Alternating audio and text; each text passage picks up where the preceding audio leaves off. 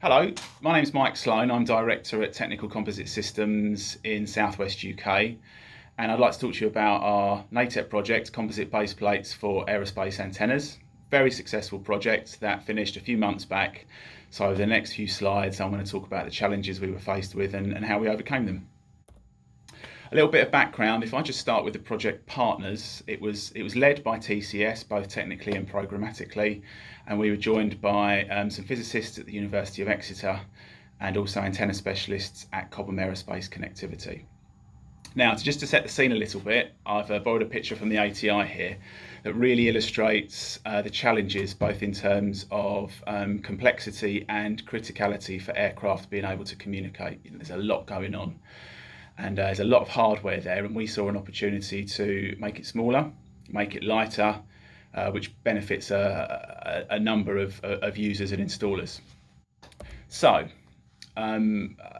here's a 787 just for balance, and you can see there's a vast number of antennas all put on the airframe after the fuselage has been built. They're all sticking out in the aerodynamic stream. And just looking along the sort of the dorsal of the fuselage, you can see a VHF blade antenna there and quite a bulky SATCOM antenna that sits proud. Now, one approach is to actually put these inside the aircraft, what's called a conformal antenna. So that was one approach that we chose, but that takes headspace within the aircraft. So if we can shrink the amount of volume that goes inside the aircraft, that is a big plus to the airline operators. So we attacked this with two approaches. The first was using composite materials to reduce some weight, and the second was using physics, what we call metamaterials, to reduce size. So I'll talk first about composites. Really, our first challenge was to replicate a 6000 series alloy with a composite material. So we're talking carbon fibres, maybe epoxy resins, pre-preg materials to give you an indication. We had to consider the mechanicals, the environmental, the temperature. Heat and water are a big enemy to composite materials, so we had to take those into consideration, and electrical performance, both desirable and undesirable. Now, a conformal antenna system would typically look something like this. So there we have a base plate, which is the tray, and a radome, which is the lid. It's a bit like a pie, I like to think of it.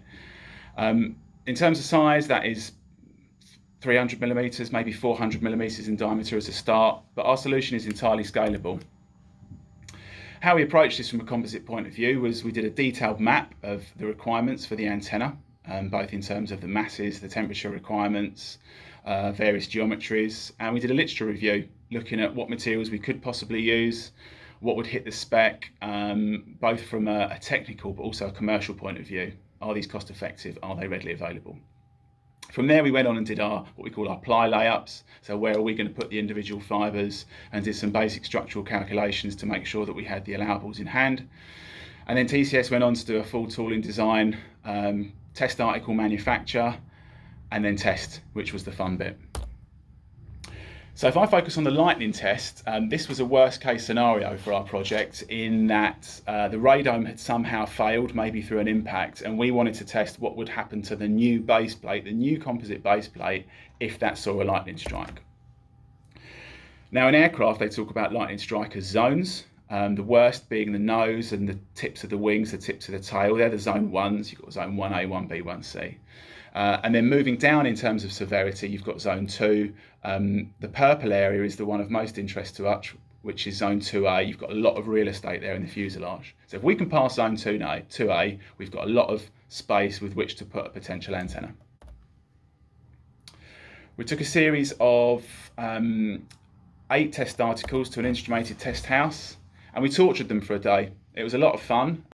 Here's one of the live lightning tests. You can see our base plate in the middle, mounted in that metallic square frame, with the lightning pickup point in the centre of the base plate. There's a short alarm just before the strike, and then it all happens very quickly.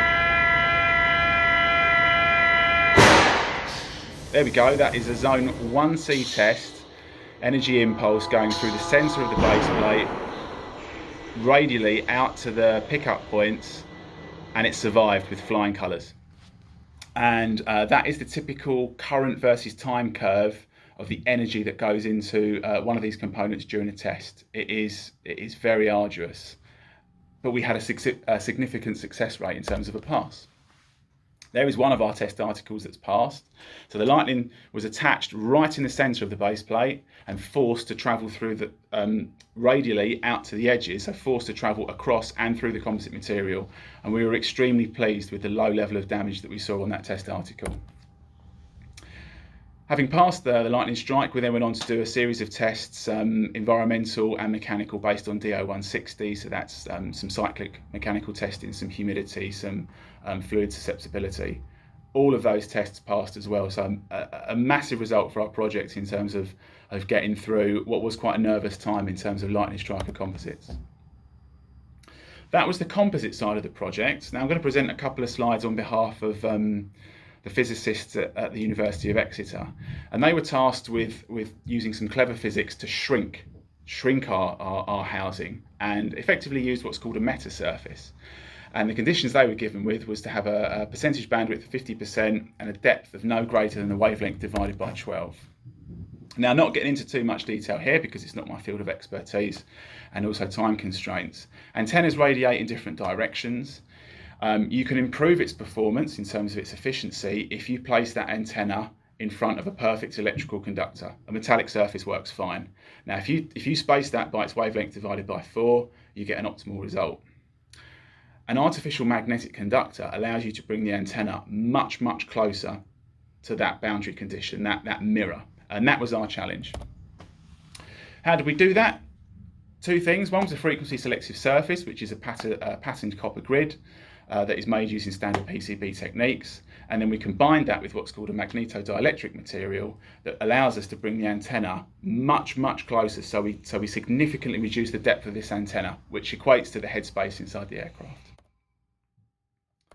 Just coming on to the highlights of the project, well, it was great to bring a team of people together, physicists, materials engineers, antenna engineers that wouldn't usually work together, all working on novel science. That was really enjoyable.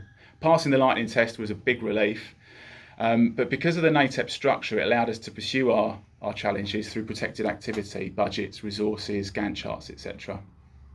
Throughout the project, we documented everything that we did, so we've got a substantial library of information to move forward with. And generated some really interesting intellectual property as well. Challenges weren't anything out of the ordinary in terms of our project, keeping design activities on track and coordinating different teams going in different directions. Again, you've got production demand, so you've got to protect your resources from that and getting over unexpected bumps in the road. Standard stuff for a project. The benefits to us were progressing something from an idea through to something that works, a technology demonstrator. That was a significant boost. And applying our skills to a different technical arena. I've just talked about physics. I didn't know too much about that before we started the project. I'm somewhat the wiser now. A small SME demonstrating our technical capability in this kind of arena is a massive plus for TCS. And we couldn't have done that without the support from the NATEP technology managers.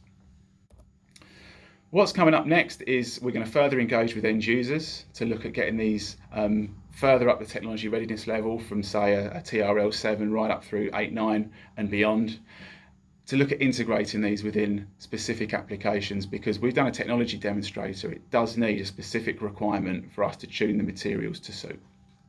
The NATEP program provided us with significant benefits, driven by the technology managers who provide support and guidance right from the very start of the application phases, right through to having regular quarterly meetings and ensuring that we meet our deliverables and our cost requirements.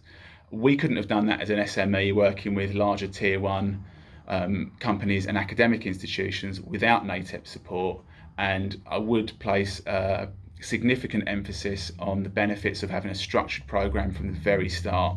I would be very happy to talk to anyone that's interested in either of the technologies that we've developed. It's applicable beyond antennas as well. If you think there's a particular application, please don't hesitate to get in touch. We'd love to have a chat. Thanks for your time.